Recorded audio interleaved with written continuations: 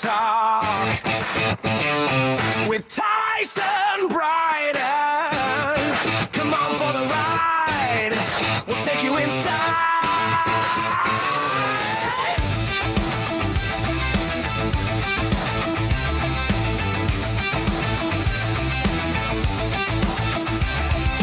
Non-stop rock talk. It's non-stop rock talk with Tyson Bryden. Come on for the ride. We'll take you inside. Welcome to Nonstop Rock Talk. I am your host, Tyson Bryden. On today's show, I happily welcome back from Babylon A.D. and Scar Chamber, which is his latest music endeavor. Please welcome guitarist Ron Freschi. Ron, welcome back. How's it going? It's going fantastic, actually. Everything's going really good. How are you doing? I'm good, man. I'm good. It's hot in Canada right now, so with the heat comes happiness. Well, come down to Central California, and then you can tell me hot. Oh, I'm sure it is. Well, last week we were over 100 here. Wow. Yeah, which is, we get these heat waves and people are just dying. I mean, I embrace it. I love it because I hate the snow and the cold. So let me ask you, up there, do you guys have like air conditioning? Oh yeah. Okay. Because I know a lot of places up north, even in the U.S., it didn't used to get that hot, so nobody had cooling in their house. Yeah, I'm in the basement doing the show, and I'm freezing, actually. But I'm wearing shorts and a t-shirt, but it's warm outside, but it's just, I think my wife has it set at like 70 degrees and it's a little bit chilly, but it's all good. As soon as you walk outside, you want to come back in the house. So I remember we did a few dates up in Canada. I don't think I saw the sun for like 2 weeks. Oh yeah. It must've been winter. Was it winter? Yeah. Oh, the winter here is, it's such a big difference. You have to come in this. I always tell artists that live down in the States, like in the South, I was like, you don't come here in the winter, come in the summer, because that's the time to come. It was our first big tour up in the Northwest. Right. And I'll never forget one time in Milwaukee, it was minus 30. I'd never felt anything like it. I'd taken a shower. I went out to go to the store to get some smokes or something. My hair is cracking off. It's like breaking.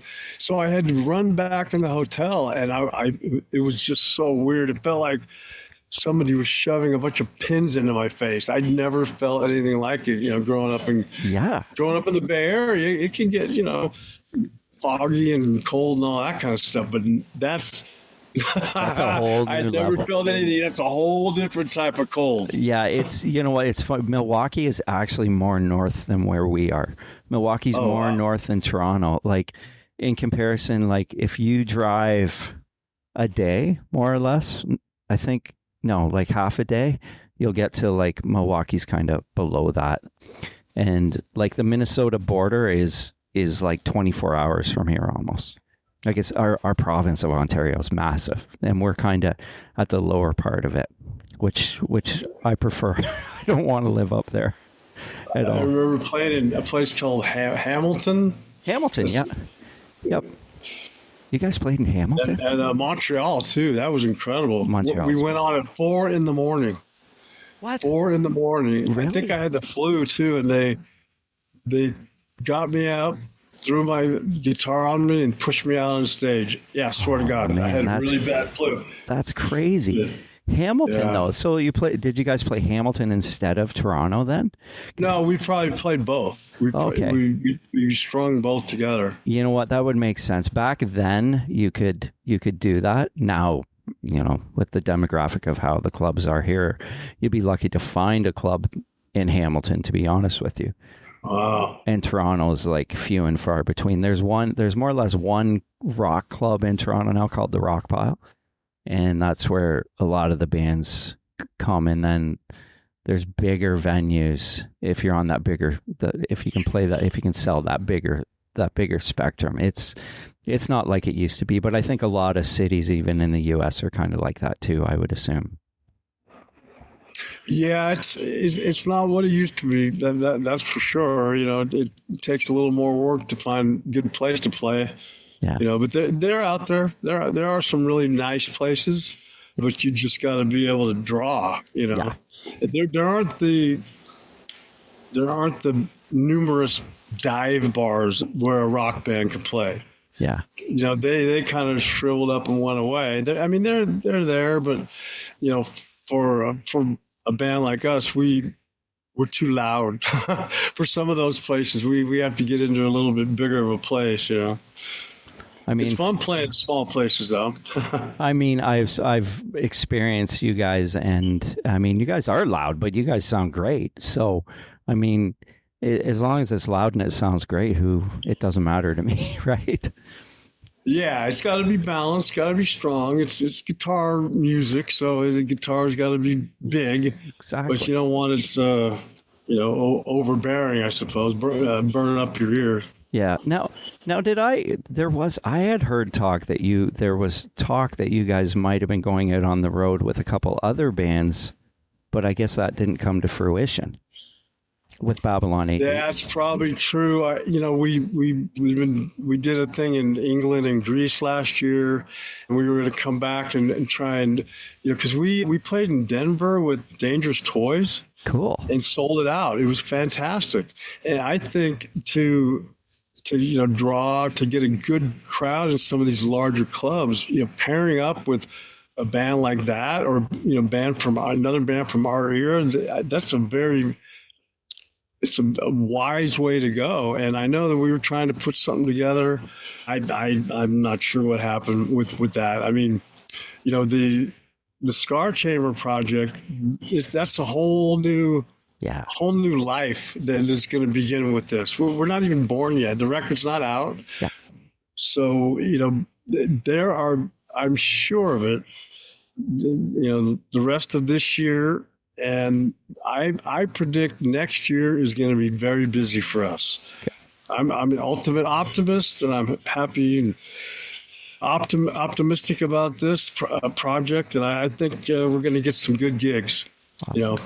And I don't want to be touring and playing at shitty clubs, but getting with a band of that type of music from late 80s, early 90s, whatever, straight up hard rock, I think is a very wise way to go, because people, they get more for their money, and they see two bands that they like from back in the day, or three bands. Exactly. And everything's hunky dory, and we go have fun again like we were in our 20s. And that's exactly, and that's what I was hoping for. I was hoping that tour was going to happen, because what I had heard the other two bands involved, and I was like, that would be an amazing tour and something that I would want to go see. But I mean, there are packages that do that are going out. Yeah, it's just a matter of putting the pieces together. Yeah, and I think for me sometimes it's the more obscure bands from the era that I kind of gravitate towards. I do like the big bands, but I like the Babylon A.D.s and those type of bands, because those are songs that and albums that I grew up listening to and love. So to see a bill with maybe three of those type of bands would be stellar. I agree 100%, and you never know what may happen, my friend. Yeah, exactly. Now, let's talk about Scar Chamber. This kind of caught me off guard, though, and I didn't realize that you had been working on this other project. Upon listening to the first single and seeing the video for the track Ugly on the Inside, which is also the name of the album, this is awesome. It's a great song. But before we discuss the song, tell me about how Scar Chamber all came together. Well, when in the times when Babylon was not doing anything, taking a rest or hiatus or whatnot, I still record and practice and come up with things, and I just said, fuck it, I'm gonna start throwing some of this down and learning digital recorder and whatnot, and I had some songs, not fully put together, and I put an ad on Craigslist. And I think I got contacted. I didn't say, who I was or anything like that. I alluded to the fact that, I had experience or whatnot. Yeah. Just because there's a gazillion, fly-by-night people on there, you don't know what you're getting. But anyway, it was a legit ad, and Jeff Winslow answered it, and he came over and he had I love his voice because it's unique. He's not, it's a rock voice, but it's also clean, but not in a soft kind of way. Yeah.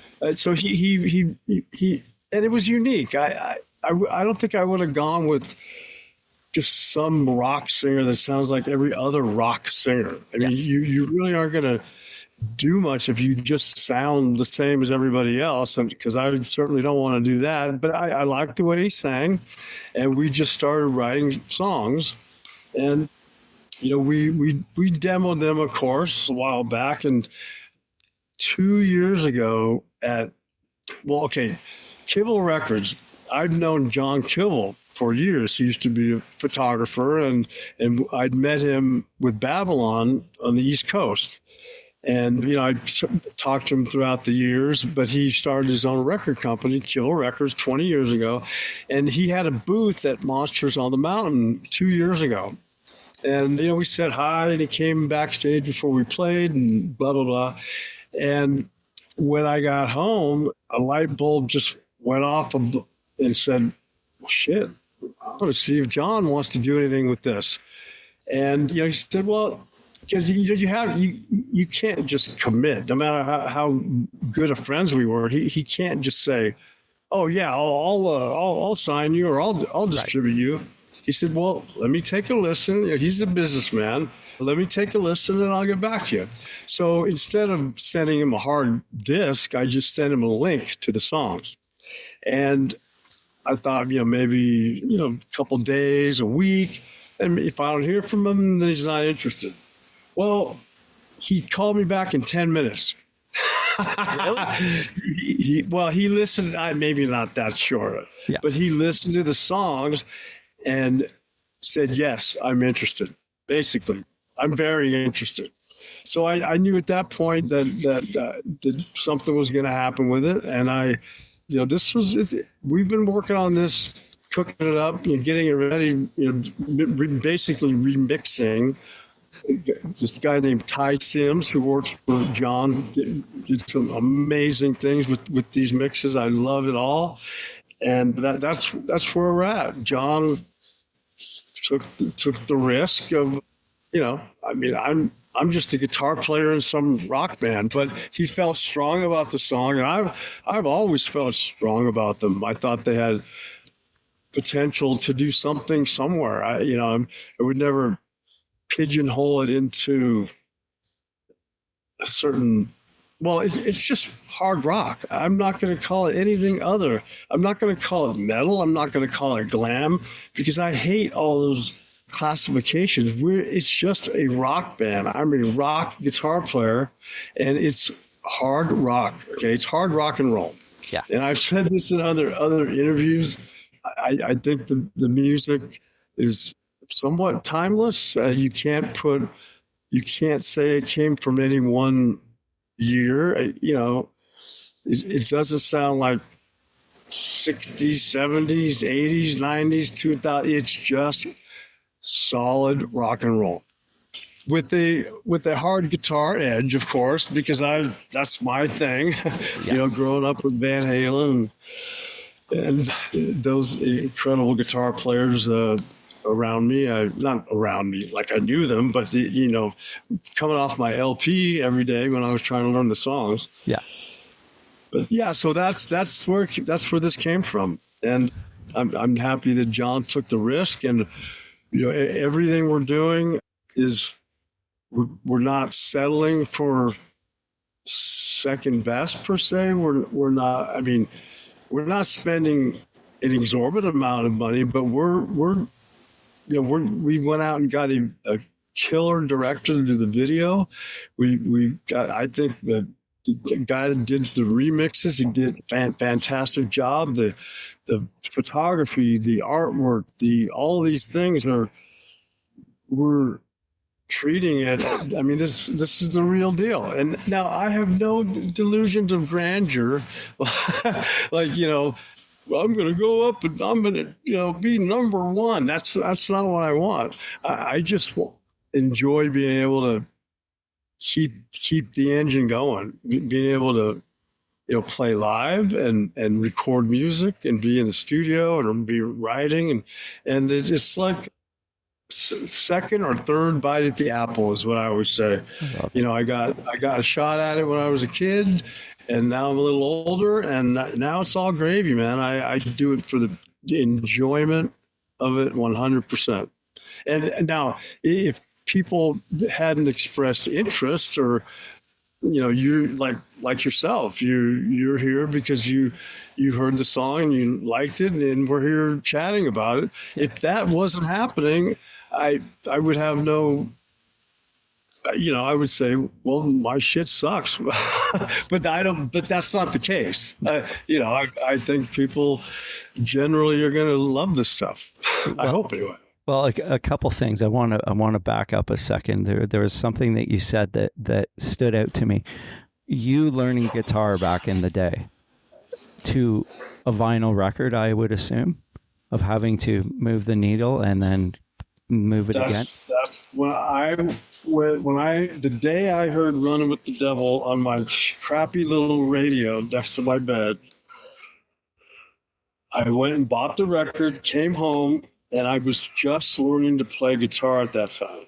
Yeah. Now, I was in band. I played trumpet and baritone and knew how to read music and all that, but I was really into, you know, starting to want to learn rock.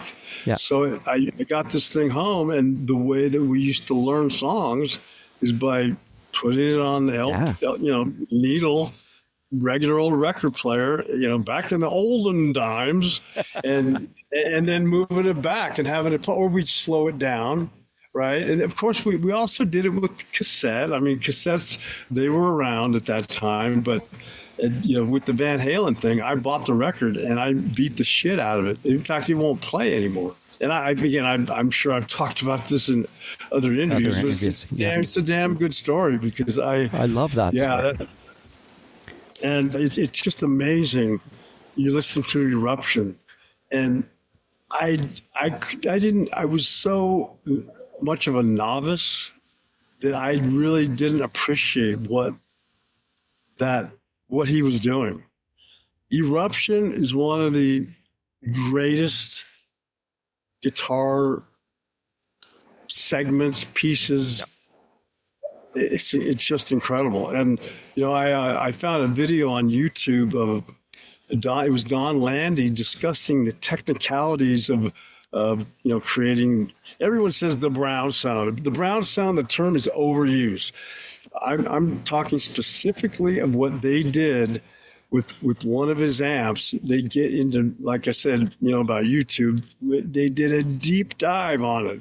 It was very entertaining. And, you know, that tone, I would love to get that on everything I do, but it's unachievable. It's unless you had the same gear in the same studio with the same mic, with the same people, and Edward Van Halen playing it. Now we all go for that tone. We all went for it back in the day. And, you know, there's some amazing tones. I mean, I love my tone now, live and recorded. But when you listen to Van Halen 1 on a record player, it's fucking mind-blowing. It is. And, you know, check this out. We recorded Nothing Sacred exclusively at Sunset Sound. And one day, the studio where Van Halen 1, 2...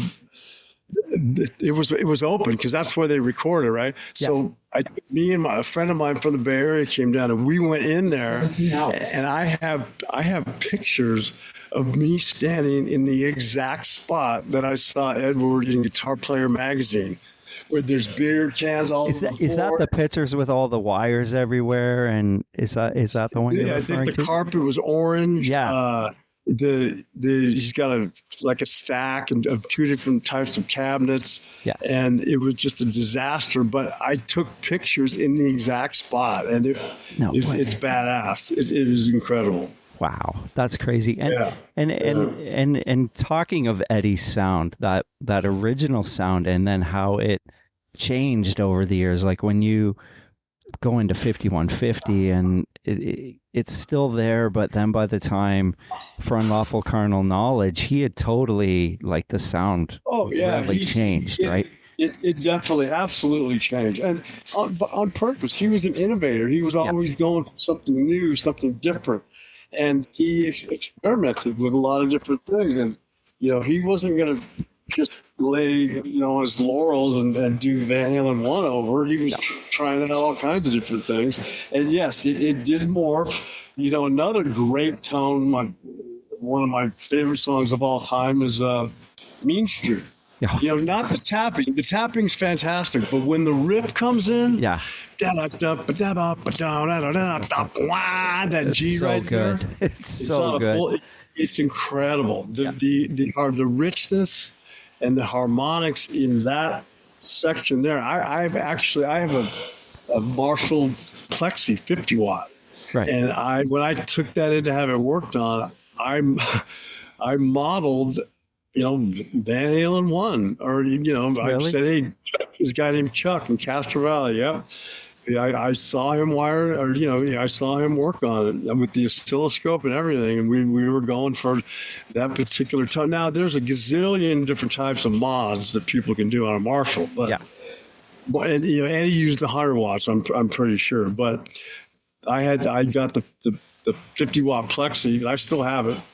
And that thing is just badass. It's incredible. Super rich. It's got an extra tube in the preamp section. It's got a unity gain effects loop. I don't use it much live anymore because I use modern electronics to. It's really hard to move tube amps these days when you're on planes and stuff like that. Yeah. And they're volatile, that you got tubes and they get ripped off. People see old shit like that. And Danny had two heads ripped off in Cincinnati once. Really? And I would kill myself. Because I had a red Marshall 100 watt, super rare, that I had ripped off by another fucking band. It's one of their road crew. And I know who it is, but I'm not going to say it. That's not cool. It's not cool. It's not fucking cool. Because I would never do that. I would never steal from another musician. But anyway, it happened. And so I have the Plexi, and it's like my pride and joy. That's amazing. Well, a couple things too. I even think about the guitar solo in When It's Love, as slow as that song is or whatever it is. But I always loved the guitar solo in it because of how it had that brown sound and how it brought that song to the next level. Just maybe the guitar players only listen to that, but I just always thought that was a great guitar solo. Oh yeah, it's just, I played in a cover band. We jammed at these block party things. Yeah. I went back and relearned every song on Van Halen 1 and every song on Van Halen 2, and it came out fucking fantastic. Now, I can't play Eddie note for note, but the rhythms, I'll send you the video, man. You're I'd love to see that, man. Because they're good friends of mine that are musicians. The guy named Steve Corderola, the drummer, he should be famous.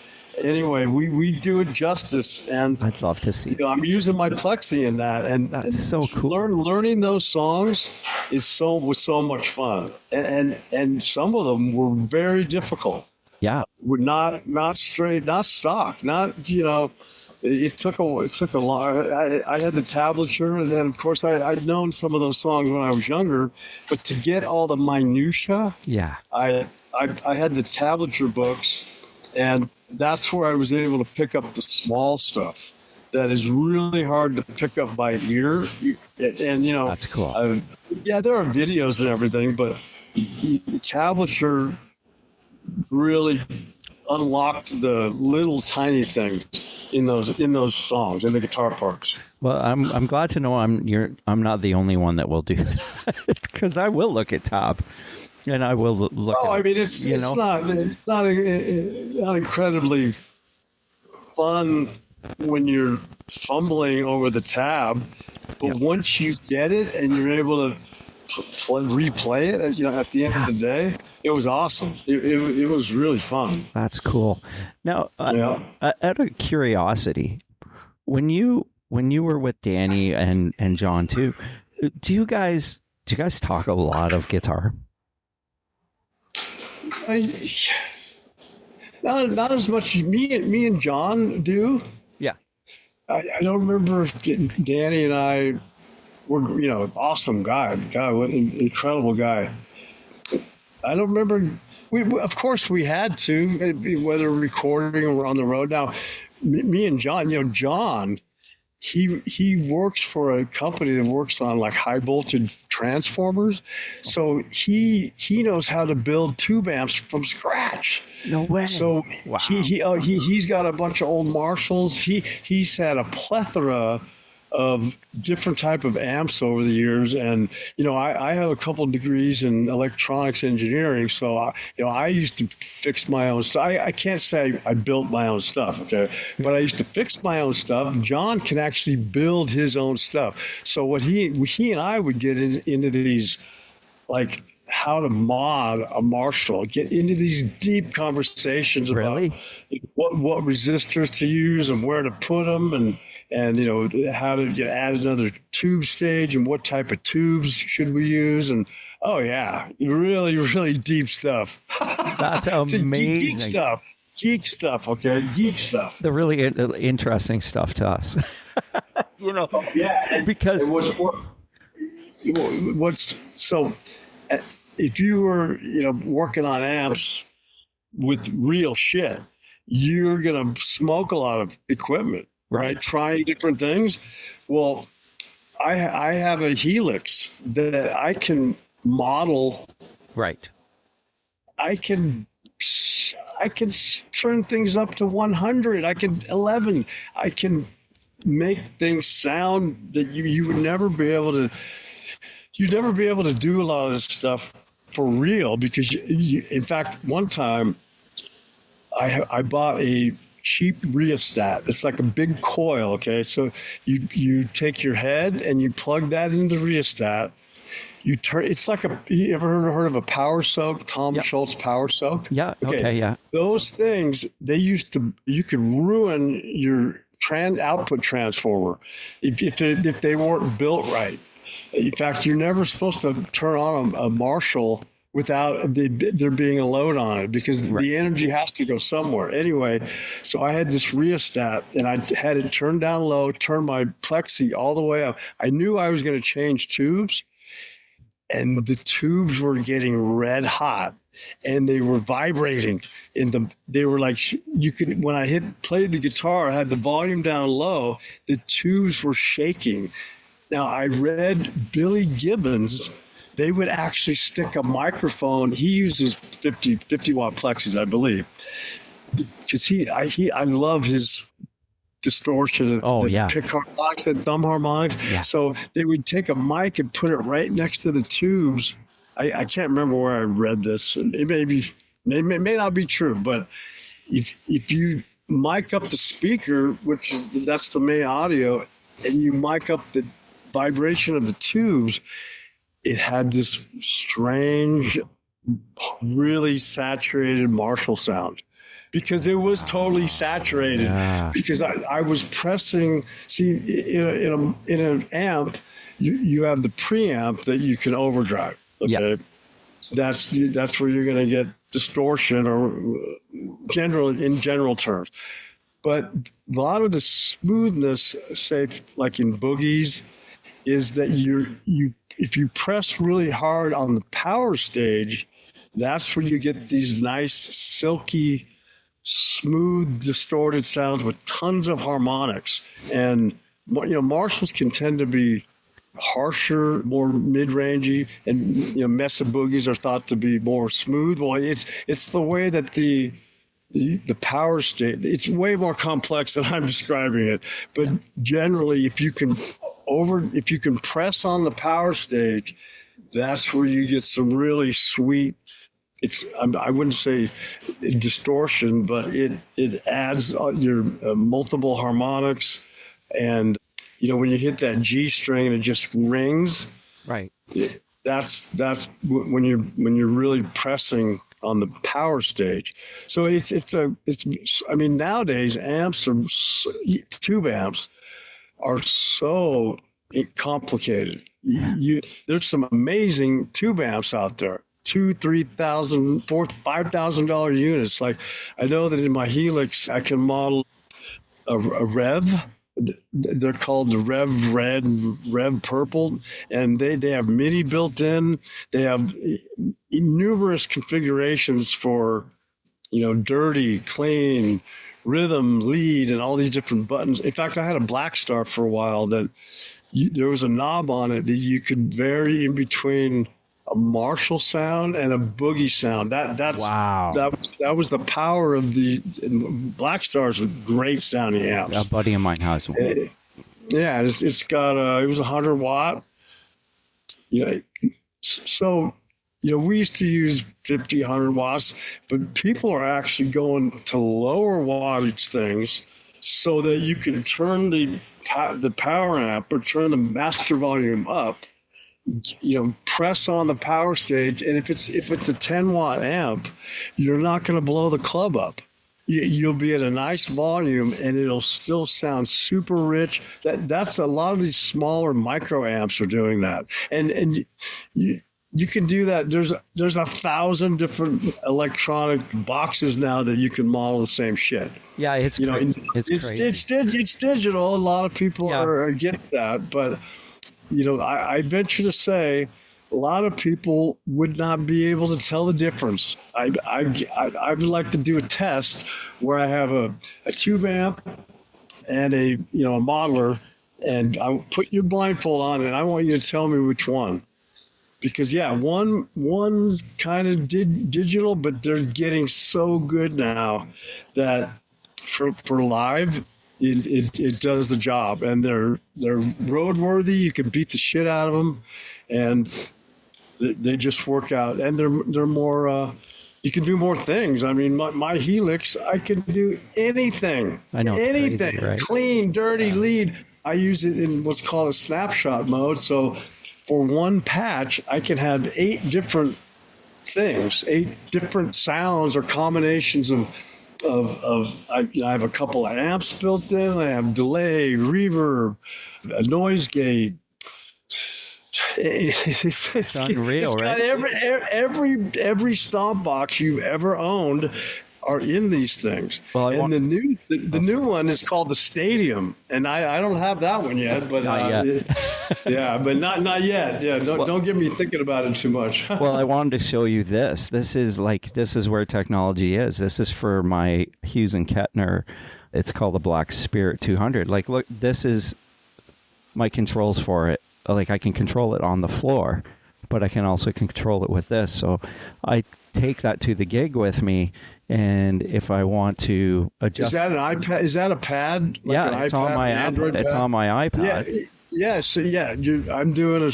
Do you have the same thing? I have a MIDI controller up front near the mic, and I have my rig in the back and my power in the back, and it's cordless. I have a Bluetooth or my MIDI controller output is this little Bluetooth plug, so.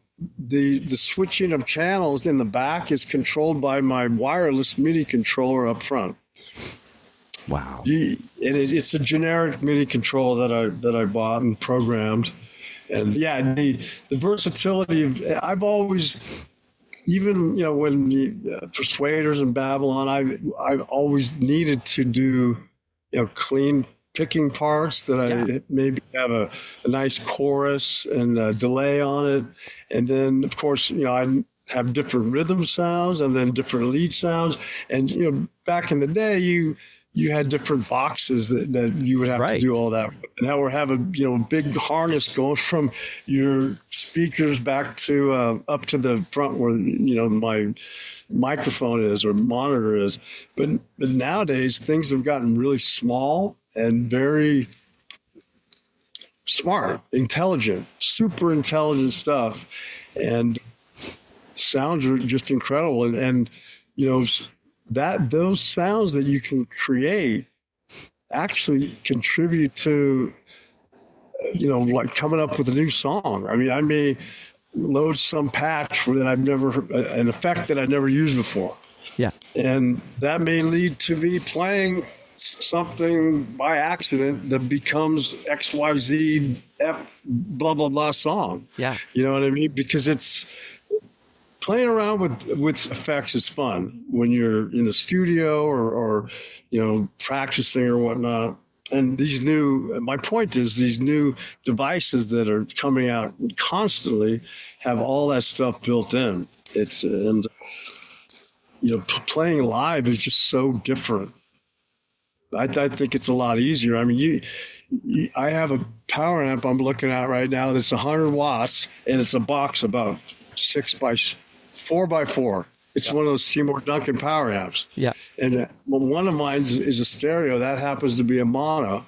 And it's not as loud as a Marshall 100 watt, because 100 watts of tube versus solid state is completely different. Completely different, But it's roadworthy. Like I said, you can drop it and not break tubes and all that good stuff. So there's my tube spiel. No, that was good. That was great. I mean, getting back to that, Babylon A.D. in guitar wise, I mean, there's a lot of textures. So I totally get what you're saying. Back in the day, it must have been a lot of work. Well, yeah. I mean, when we recorded, you know, One and Nothing Sacred, those effects were either done in the mix. Well, the main guitar tones were absolutely, you know, real. In fact, for Nothing Sacred, I got my hands on a 5150 prototype that had Eddie's cigarette burns in them. This was in L.A., and I don't know how we got a hold of it. Well, it was a Sunset Sound, which is where they did a lot of stuff, early stuff. Yeah. And so I used a combination of a 5150 and a Marshall or something on Nothing Sacred, and then on our first record, I used a Laney and some Marshall that we got. And believe me, I didn't have a good Marshall at that time, so we would rent Marshalls to try and get good ones, and most of them suck. Most Marshalls that you get that had been modified at that time, if you rented them, they're fucking dog shit. They sounded really horrible. So we would just send them back. And, you know, once I found one that I liked, I held on to it for the whole time we recorded, you know. But there's no amp that I rented down there that sounded as good as a 5150 or sounded as good as my 50 watt Plexi. There's no comparison. That's crazy. Now, no comparison. Were you guys happy with the guitar? Like when the albums came out, were you happy with what the guitars sounded like on album 1 and 2? Well, I could say 1, yes. Yeah, because it was in your face. 2, I desired more oomph, more gain. Yeah. But you know, I'm working with Tom Werman, and God, I love the guy, and he's a Magic Man and all that stuff. But so when you're working with people like that, you got to let them. I'm just a kid, man, and I'm learning from guys like Tom Werman. So the answer is no. I was not as happy with my guitar tone on Nothing Sacred. It wasn't as heavy as I play now. Yeah. But now I have complete control. Well, exactly. It's funny though, because like a lot of Tom Werman mixes were, I found them kind of washed, like especially instrumentation wise, like. When you listen to Tom Werman's Motley Crue mixes and then you go to Dr. Feelgood, it was a big difference, right? Well, yeah. Tom Werman did Dr. Feelgood, right? No, Bob Rock did Dr. Feelgood. Tom Werman did Shout at the Devil, Theater of Pain, and Girls, Girls, Girls. So, I mean, the guitars on Wild Side sound great and everything, but there was a difference when you had that Bob Rock approach was a little bit different. Tom Werman came from the Cheap Trick. Early 70s, Yeah. Ted Nugent, Right. and that kind of thing. So I think he cared more about the composition than any one single guitar tone. Right. And in actuality, the composition, the song is the most important thing. That is true. Of course, as a young guitar player, I may have wanted something different, but I was also smart enough not to go up against someone who had Years of experience. More experience. Yeah, you have to respect those. Oh, absolutely. I mean, I can't imagine Bango the Bells without the riff sounding the way it sounded, though, right? Like that is such an in-your-face riff. And that was a Laney and a Marshall, and I can remember how we mic'd it and all that stuff. Now Simon Hanhart, who did that, was an English guy, fantastic. He did like Fastway. He worked with the Dwarves, Andy Johns before, and he came up in the English system, which I don't know a whole lot about. Yeah. But he produced some fantastic tones, and he was very meticulous. He would let me go to sound areas that I liked.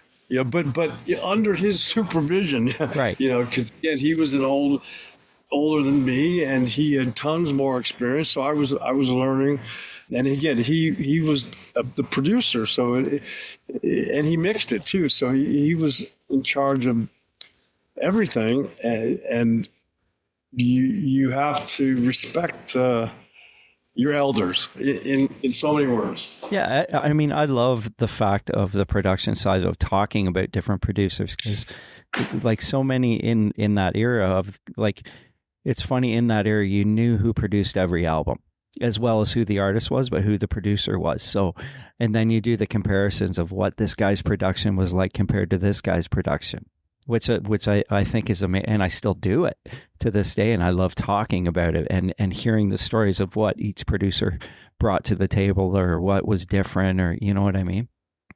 Yeah. So check this out. We were in pre-production for Nothing Sacred, and this was before we decided on Tom Werman. Right. Andy Johns, Judas Priest. Yeah. He came down and hung out with us during a rehearsal all day once, and we thought that he was the guy. So I'm thinking, all right, I'm going to record a Judas Priest fucking heavy metal record, right? And yeah. we were totally psyched, and I don't know. I couldn't tell you why we took a left and went with Tom. Maybe because we could. Yeah. Because Tom was a hot property at that time, Oh yeah, and his resume speaks for itself, as we said. Even 80s stuff he was doing, as well as the 70s stuff. I read his book, and I don't know if you've read it, but it was really good. It was a really good read. Yeah, he was a cool dude, man. I think we all just respected him for the work that he'd done. Yeah. I remember we went like a rap party over his house, and he and I were in his office listening to music, and all tons of gold records on the wall, and I was just in awe. And so he walked over to a reel-to-reel tape, and he started playing. It was Leonard Skinner, right? And it was Freebird. He discovered that. But I said, Tom, this isn't the live one. This isn't the real version. He goes, no, Ron, this is the demo that I passed on. Yeah. So I got to hear the demo of Freebird. Yeah. That was incredible. He speaks in the book about passing on Leonard Skinner, and you're like, I don't know if as much was he wanted to pass on it, but Epic wanted to pass on it. I think it was one of those things where he... Well, he worked for MCA or Columbia. I don't know. Was it Epic? I'm not I sure. believe it was Epic. I think it was. I think those Cheap Trick records. Yeah, were because Epic. he was an A&R guy. Yeah. I believe he was an A&R guy, yeah. Yeah, he tells a whole story of how he works in the book, how he worked his way up. Like he hadn't been an engineer. He just kind of, Well, he never had his fingers on the knobs. We always had an engineer Simon was an engineer. So he had his fingers on the knobs, and Wow. we'd also have another engineer in the room. But Yeah. Tom was a producer, and we had a guy named Eddie Delano was the engineer. Yeah. He was the knob guy, fingers on the knobs. So Tom would just relay what he wanted. So he was a true producer per se. Yeah. That's so cool. That's so cool. And I mean, Andy Johns would have, was it Andy Johns or was the Judas Priest guy Tom Allum? I thought Tom Allum was the Judas Priest guy. Andy Johns was the Cinderella. So Tom Allum, that name sounds very familiar. And I don't mean to correct you on that, but you mentioned No, Judas but Priest. I'm not sure. Why does that name sound really familiar? I'm pretty sure. A major Judas Priest producer came and hung out with us Yeah. for the day. Yeah, and I'm sorry to correct you on that. I just don't want people to listen to it and go. It's been a long time. Yeah, that would have been cool though. I can't. That's so cool. Now, Well, growing up on Judas Priest too, yeah. exactly. That was super cool. Now, I want to ask you about Scar Chamber. We'll get back to that. You're the sole guitar player. How was that for you? Well, it was good because when you're recording, I could do all the parts the way that I wrote them, and I could layer things as they came to me, and I just had complete control over things. Now, again, the bass demo recordings were, I mixed and all that kind of stuff in my learning way, and they'd been remixed again by a guy named Ty Sims. I loved the sound that he was getting, but writing them by myself and being able to layer, those songs, that project took 9 months from point A to point B. Once I found Jeff to when it was done, it was 9 months because every morning I would get up and tweak, burn a CD, listen to it in my car. I was just a constant tweaker of trying to get better sound, right? Yeah. And in that, I would, sit down and hear another guitar part that I could layer, or maybe a different chord version, or just something to make the song a little bit more interesting, I guess, or add an effect. I really like to work with delays. Now, I have a surprise for later on. I'm just going to say, for future guitarists, I'm not going to tell you quite yet. Okay. But there may be another guitar player on stage with me. Let me just leave it. I'll leave it there. Okay, cool. Because who's that going to be? well, coming up with John. In fact, my very, very, very first band, I've always played with another guitar player, and I love the control I have recording. Yeah. But live, I really, in order to present these songs the way they're recorded, I have to have another guitar player, because most songs at any one time, there's two different guitar parts happening. So it would be an injustice for me to try and play these songs and only playing one part. When you listen to it on the record, you can clearly hear there's two guitar parts happening. Yeah. That is cool, and there we have it. When I post this and put it on YouTube, if people put in the comments who they think guess who the guest guitar player might be. that kind of thing. Sure, Right? sure. Yeah, and like I said, I'm saying maybe it might happen, it might not, but all I know is this kid is amazing. Well, there you have it. You know what? The solo in "Ugly on the Inside." I love it. It sounds killer. You play that is such a great solo, man. Thank you. The trick to that one, and you can actually see it in the video. And I've talked about this before. Sometimes I'll record a lead first take, and I love it, and I'll keep it. Sometimes I maybe like the front end or redo the back end. Sometimes I'll have a structure and I'll work within that structure. I can't remember the last time I wrote a lead note for note and then recorded it.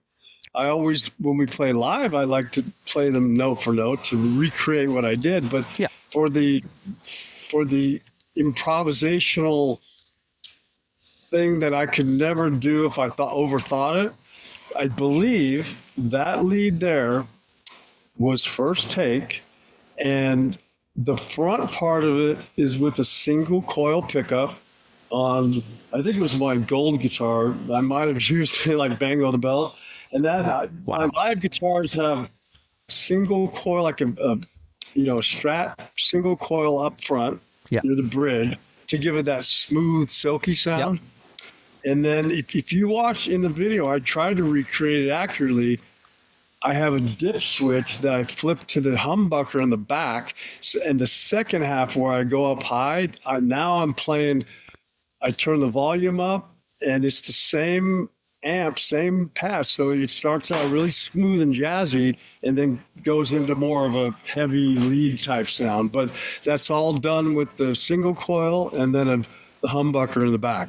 I love that. That's that story. Yeah, I'm happy with that lead. It's a great lead. It's emotional, and again, I could never write some of that stuff note for note. And an overall philosophy too that I have is, like, on my Facebook feed, I have guitar after guitar player after guitar player just smoking so fast. I mean, it's technically incredible. And I'm not saying I don't like it, but I challenge guitar players, play less notes and tell me something. Tell me a story. Yes. The notes that you play. I don't care if you can play 50 fucking notes in 1 second. I want to hear you talk to me with one note, with a pinup, with a strong vibrato that you can control. Have a melody, say something.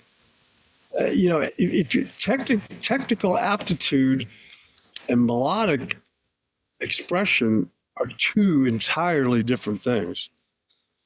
You know what I mean? It's funny you say that. I just saw a band play probably about a month ago, and the guitar player was like the super fast guitar player, and they were doing a Metallica song. They were opening for somebody else, and they were a cover band. And it was funny. He could do all the fast stuff, and you know that intro in Fade to Black, how it's like there's kind of a feeling to it. He couldn't do it.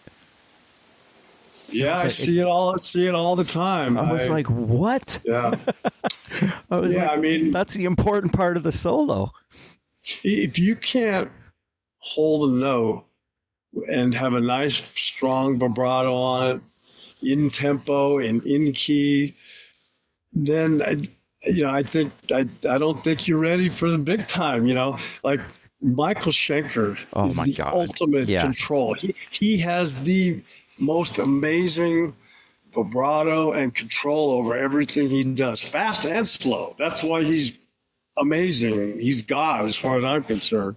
And yes, George Lynch and Michael and Neil Schon and these incredible Dave Menichetti, guys that I worship. Yes.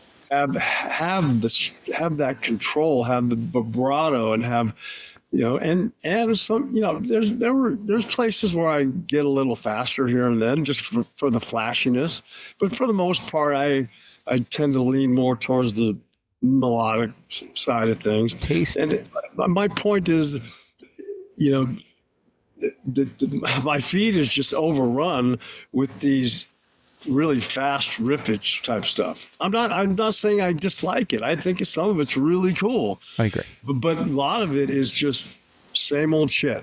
Same old shit. You know, they're not. And uniqueness too. I'm just another rock guitar player, but I never set out to, you know, of course I was influenced by the big boys. Yeah.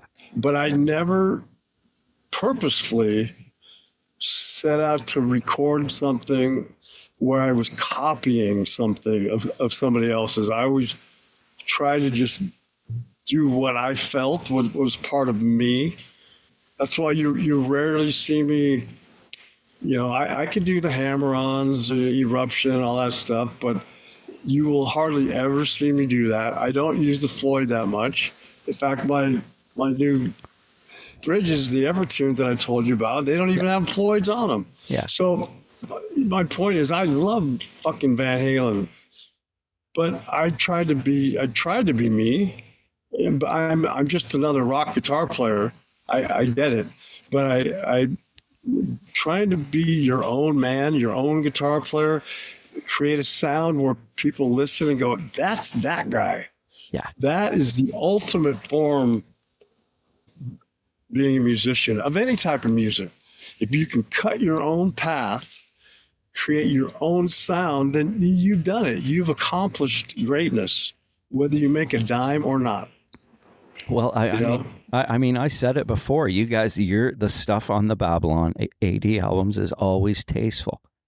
There's slide guitar as well as, you know, there is some fast stuff, but there's also melody and in the playing, you know, melodic stuff, and the solos fit too, right? To what the song is. Yeah, I think that's important.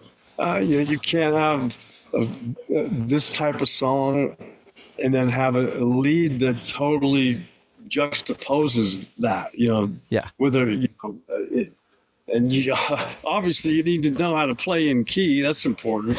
But you don't want to be playing a straight up, or you'll be playing a blues based song and then come in with some, you know, harmonic minor, really evil shit. Now, I'm not saying that, you know, listen, music is art and art is subjective, and what you like, Joe may not like, and everyone has their own opinion, but there are, to your point, constructing a song takes multiple ingredients, and those ingredients have to jive together, right? Yeah. Absolutely. I guess. I mean, I think so. That's the way I looked at it. I try not to overthink things. I just do what sounds good, what feels good. But all of what we're talking about is important when making music that people are going to come see you play or buy from you via a download or a CD. You know. Yeah. Now that red guitar you're using in the video, is that the one you were just referring to? It's got like the telly style body. I guess it's kind of contoured though too, right? That there. So when for the first record, Ibanez came over and we signed a deal with Ibanez, and I got 3 or 4 totally custom guitars, like made to my specs, but a body that was already existing. Like, yeah. Whatever, a Strat style, the stock, the RG 550 or whatever. You had a yellow one, didn't you? It's actually gold flake, and that's the one I used in Hammer Swings Down and Bangle the Bells. Then I got a cherry sunburst one, and then I have a blue one that I didn't use in any videos, but it has the thinnest neck on the face of the earth, and I don't think I ever took it on the road because I use it to record with. I recorded Bango the Bells with it. Okay. But the red one that in the Scar Chamber video, I went to Ibanez. It was actually the LA custom shop. I think it was in North Hollywood. And I said, all right, guys, I want a guitar that is a Strat and a Les Paul. Oh, that's And they were like, "Oh wow, okay." And they drew it up this particular body style. It's mahogany back, kind of like like a Les Paul. It's got a maple that tiger or whatever striped maple top, and then the neck is a super long piece of palfaro wood. It's a South African hardwood. right. It's incredible. It's like it's ebony but harder. Really? And it's all one piece too. It doesn't have a fretboard. It's like a maple. Yeah. And I love that guitar, and I don't think I've taken that on there. In fact, you know what? I used that guitar in the Bad Blood video. Oh, I'm gonna have to rewatch 'Cause that. I had just gotten it. I must have taken it on the road then, because we recorded that video and So Savage the Heart in Baltimore, New York. Cool. I'm gonna have to watch those videos. I have not seen those in years. I think I seen the Bad Blood video once when it came out. I think they played it on Much Music, but I'm gonna have to rewatch that. So that same guitar is in that video. It's a very unique guitar, one of a kind. It's so cool looking. I wasn't there, but when we played Monsters on the Mountain, I believe Reb Beach came over and picked it up and was asking my crew what it was or something to that effect. I didn't meet him. I wish I would have. Yeah, But I heard that he dug it. Really, eh? That's so cool. It's an eye catcher. It's got that cool red, and that's kind of why I used it in the video. I mean, I could have. I was gonna go with this black Strat that was my first really good electric. Right. That has a lot of cool stuff in it. Let me just say that. But it was because of our wardrobe or whatnot. The directors, we were looking at the red versus the black. He's like, "I'll go with the red," and you have to go with what was visually appealing too. And I like it because it's totally original. It's me, it's mine, it's my own, and not anyone else's. That's so cool. What's in it for pickups, Ron? There is probably a stock, Fender single coil up front. Yeah. Just like in all the other Ibanez's. And then I believe it's Seymour Duncan distortion in the back. And that's been my go-to. I obviously have other guitars with other pickups in it, but Seymour Duncan is usually the brand.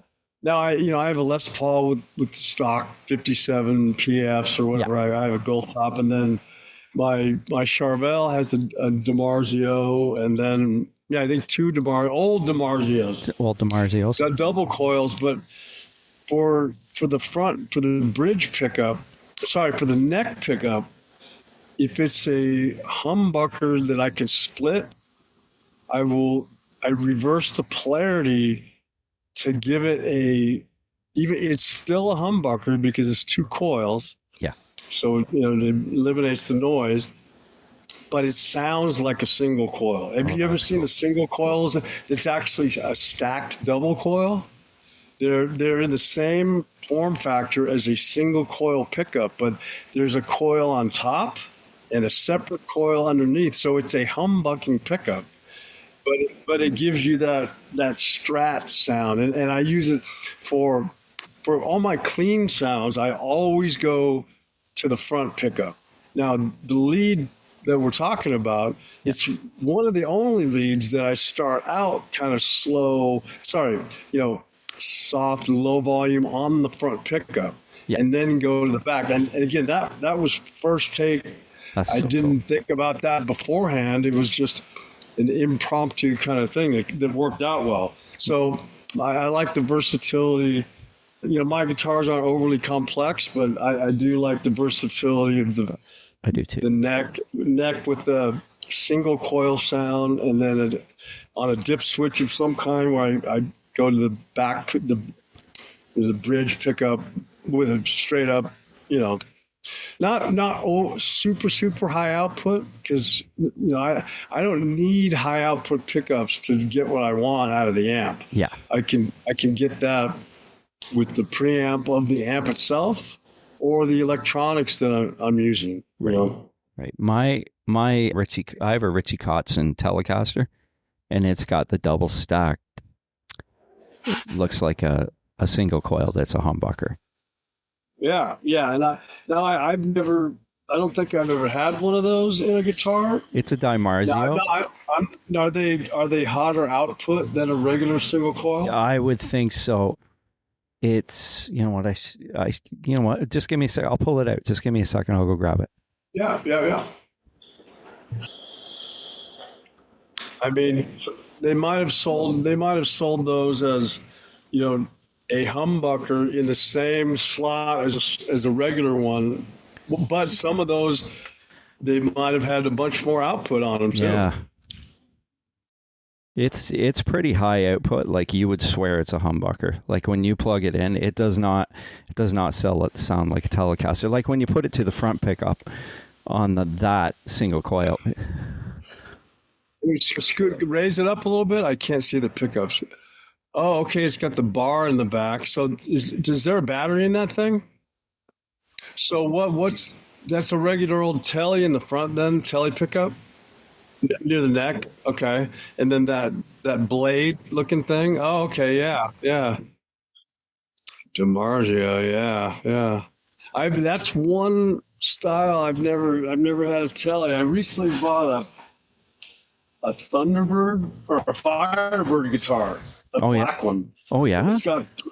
It's got 3 mini humbuckers in it. Mini humbuckers. And then it was really hard finding them because they were really low output pickups. But I found a high output because they're smaller than a regular humbucker. They're really about the same width, but they're from front to back they're narrow. Oh, really? That's cool. I'm gonna look that up too. That's amazing. The only thing I don't love about this guitar is the neck is a little bit too thick. I had another one that got stolen, so this one was actually replaced from insurance. At a club or something? No, my house got robbed. Oh no! And you know what's funny? I had the first Babylon A.D. album that you guys had all signed for me, and it got ripped off in the robbery. God. I was so pissed. I was like, that was in 2016, 2017 at Pekin, so all you guys had signed it for me, and it got ripped off. Well, they must have just stole everything out of your place, or what? 4 guitars. So I had a 97 Les Paul Standard, my Kotzen, one of my DeMartinis, but I got that one back. The cops got that back, and a Strat that I had custom made that I had ordered from Fender, and that was my main guitar I was using all the time, and that got stolen. And then 200 vinyls, and I've talked about this many times on the show. It was crazy. How did they get some stuff back? Did you know who did it, or at a pawn shop? Or? My buddy, somebody put it on Marketplace for sale, and he sent it to me, and he goes, and the crazy part was they showed the serial number, and I had the serial number on the receipt from when I had bought it. I had it stored, and we matched the serial number, and I sent it to the cops, and I said, listen, this is my guitar, and he went back and retrieved it. Did they bust the person? No, because it wasn't who had stole it. This is over a year later after the robbery, and they had bought it from another person who bought it from another person, and the cop just went. He said, "I have to take that guitar. No matter what you guys paid for it, I'm taking it because it's stolen merchandise." So, wow. I mean, they said that they were the ones that didn't steal it. And they were, but there's no way to prove that. No, exactly. So I was happy to get it back. I mean, I wish I had gotten all 4 of them back, but at least I got one, and then I replaced. I can't even imagine. It was horrible. And when you tell me that Danny had 2 heads ripped off, and that shit just pisses me off. Yeah, knock on wood, I have every single guitar I've ever owned, and just the thought of something being lost or stolen, I would hunt high and low for it. Yeah. You know what I mean? Oh, I totally get it, man. I totally, I know, I know how it feels. So it's an invasion of, it's a different type of assault. Yeah. I can't even imagine. Yeah. And I remember, like, it was funny, like they went into the house and everything, all my albums were in the basement, and they more or less, they must have just carried piles of albums out because some of them fell down the stairs. Like I remember specifically, I think it was one of my Y&T albums was lying on the ground. Like they didn't, they didn't give a shit about my stuff. And this was stuff to me that was so important, right? And that was druggy or something. Oh, absolutely. And that's what we had heard. It was a drug thing. And I was away for the weekend, and they figured they pulled up in our driveway, and they cracked the back door and went in the back door they must have had a trailer or something, and the worst part is they took those guitars with no cases. Yeah, maybe they didn't even know. Or they didn't fit or something, too bulky. Yeah, maybe. It was crazy. Anyways, I want to ask you a little bit more Babylon A.D. because I wanted to talk about American Blitzkrieg, which I'm holding up the vinyl right here, which it was cool that you guys re-released this on vinyl. It's cool that there's actually handwritten 258 of 400. When was this album released? Like early 2000s? Roughly? Yeah, that sounds about right. Or maybe before that even.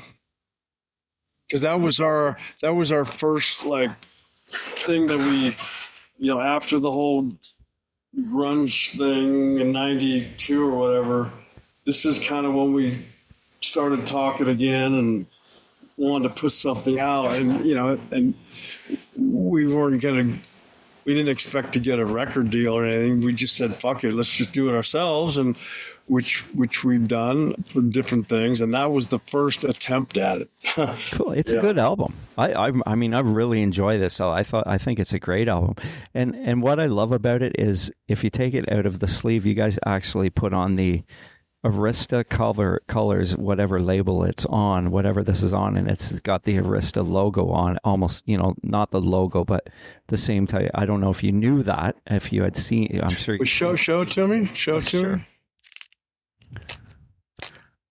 It's still in the plastic, how it came, so just gotta pull it out. Some of John Kivel's. No, that's live in your face. Anyway, some of John's photos ended up on one of our records, and I forgot to credit him or something. See how they put? Isn't that cool though? How they did? Whoever did that? What? Oh yeah, that's the label that licensed it to remanufacture. Yeah, Notva is what it is. I didn't even know what it was. Was it European or something like that? I think so. I paid a good $1 for it. It was. They only pressed 400. Yeah. This goes back. I think I had interviewed Jamie and he had tipped me off on it and said that this thing was coming out. So I looked it up immediately and I found it, and I was like, oh, this is so cool. So yeah, I think it was a European thing. Really, eh? And you guys probably don't usually get a copy of that either, right? I don't. I have a copy of the original one, but not that one. Okay. But it wasn't done on vinyl originally, was it? Was it only CD? I'd have to go look. I thought I saw one near my record player. Well, that's cool. Because I have, Rome wasn't built in a day. We released some on vinyl. Yeah, I didn't make that one. I didn't get one of those, and I didn't know until after. It's fun listening to that stuff on the player, man. Because even though the recording it's not 100% analog. The vinyl just sounds great. It just sounds good, and I have a good 100-watt tube amp and some good speakers, and it's just a record player. There's nothing like it. Yeah. I have the first one, When you listen to that, it's a difference in listening to it on CD. There's a big difference. Well, now that there, if you're listening to it LP, Yep. Like I was saying, we were at the cusp of, the digital revolution, I guess, because if you're listening to it on vinyl, you are listening to 100% analog. We recorded it on 2-inch, actually 2 machines linked together, 2 24-track 2-inch tape machines. That's analog. Yep. And then, mixed on an analog board with analog. It was mastered with analog tube compressors. And when it goes down on a piece of vinyl and that needle vibrates in between them, you are hearing the most accurate representation of that sound. Yeah. You could be in the room as I record it. It's amazing. Now, digital's different. In order for it to work, it looks like a stepladder. It has to remove slices of information, the lower resolution. Nowadays, songs can be larger size, MP3s, or we use WAV files a lot, which are considered lossless, and they're pretty accurate. But their digital does have its drawbacks. It can sound sterile if you don't treat it right, I guess. Yeah. Or fuck up. As a person that buys product, that buys albums, and like having to go out and find something that is $500 because you really want to hear that on vinyl because that's the way you want to hear it, is like, it's crazy, right? Well, the thing, I'm not an expert in this stuff, but the thing that hurt, music like ours the most is that you have these streaming platforms that can stream our stuff and pay us like 0.08 cents. I'm not joking. No, I know. It's crazy. I saw, and I don't remember the exact quote, but one of those CEOs or one of those streaming company people, one of those platforms, I'm not going to say who I think it is, said in court that all music should be public domain. All art should be public domain. That's basically saying that you created this music and I can have it for free. That makes me sick. So nobody fucking buys music hardly anymore. Why do you think it costs you $100 to get into a gig? I know. I mean, and musicians or, people that make music, money is like, it's never been a factor for me because I've never made any playing music. Yeah. And the only way to make a living at it, I just don't know what people are doing these days. You have to stream in the millions, gazillions to do it because most people, I venture to say, that listen to music don't pay for it. They listen to it on YouTube or whatnot. And I'm not calling these people villains because it's there. It's the platform's fault for creating this thing that it turned the record industry and the music industry upside down so that people have to pay an exorbitant amount to see a band live because they're basically stealing their music. It used to be the other way around. You used to have to go buy one of their, an album for $20 and you paid $20 to go see them. Yeah. But that's not the world we live in anymore. I know. And I often say to people when in that defense of stream that like people will say, well, why do you still buy product? I was like, I put it this way. I said, your boss came to you tomorrow and said, you're coming to work for nothing now. Would you do it? Yeah, right. Right? And they look at you and they don't realize you're being serious. I said, no, I'm being serious. Your boss wants you to come to work for free now. The end of story. Would you do it? No. Well, think about that. Think about when you pay $300 for a concert or think about why that is. So that's just, that's my thoughts on it. It's pretty sick. Now, I've never considered this work, but yeah, I mean, For people that are making a living off of music, though, I mean, right? how are young guys in their 20s without a job Yeah. supposed to make music? Because Right. they can't afford to do. The playing gigs ain't gonna pay them. The clubs don't fucking pay anymore. No. I think. I mean, we still do it because we love it, but And I'm glad you do. we're being stepped on. We're being stepped on. You know, I don't overthink it, but it's got to be incredibly difficult for young bands to get their foot in the door and, you know, deal with. You know, the only way they get a gig is how many followers they have, or a record deal, how many followers they have, not how good they are. You know, that's just a myth that I've heard about. And I laugh at that because the kids say today, "Oh, that band has 1 million followers." I was like, "Yeah, but a popular band back in my day sold 1 million, 2 million albums. Like, there's a difference."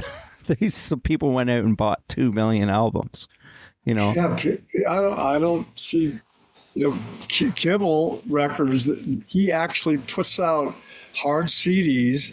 Yeah, You know, with these cool packages and these different things that you get, and there aren't that many labels that are putting out hard product anymore. you know what I will say about him, Ron. When I ordered the last album on CD, it came in the mail, and I knew it was your CD because he actually put a sticker of the band on the packaging. That's what was on the packaging. Was maybe the whole envelope was you guys. And then I opened it up. There was a few freebies and stuff, and then the CD, which I was like, this is so amazing. And he also emailed me before he shipped it. Yeah, he's one of a kind. I don't know of any other labels that are putting the kind of energy that he is into the stuff. You know, I think that's pretty cool. Yeah, it was very cool. I was like, this guy goes the extra little bit. And that made it fun for me too, because I was like, to see that in the mail, to see a picture of Babylon A.D. in the mail, that was pretty cool. And you knew exactly what it was. So, Well, I mean, you know, I think